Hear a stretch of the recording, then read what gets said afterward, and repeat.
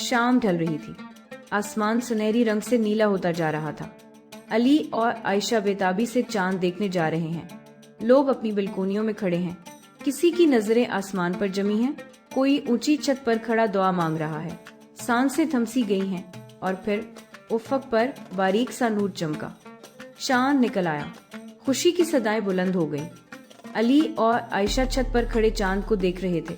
उनकी आंखों में चमक और दिलों में शुक्र था।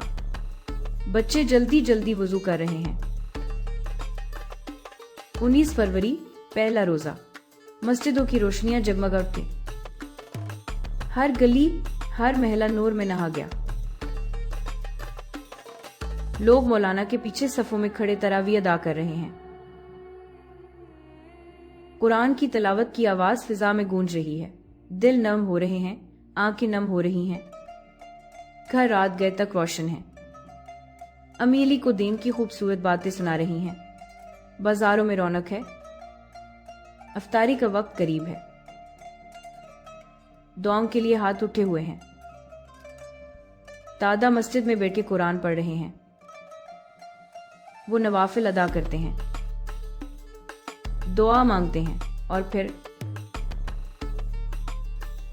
आंसुओं के साथ रब से फरियाद करते हैं।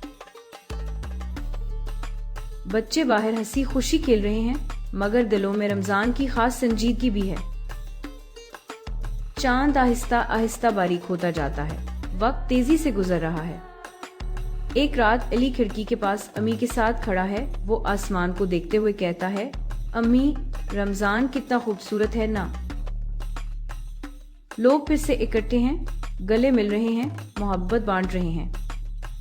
आखिर में अली दादा के साथ बैठा है। वो अपना बनाया हुआ रमजान पोस्टर दिखाता है। दादा की आंखों में फख्र और मोहब्बत है।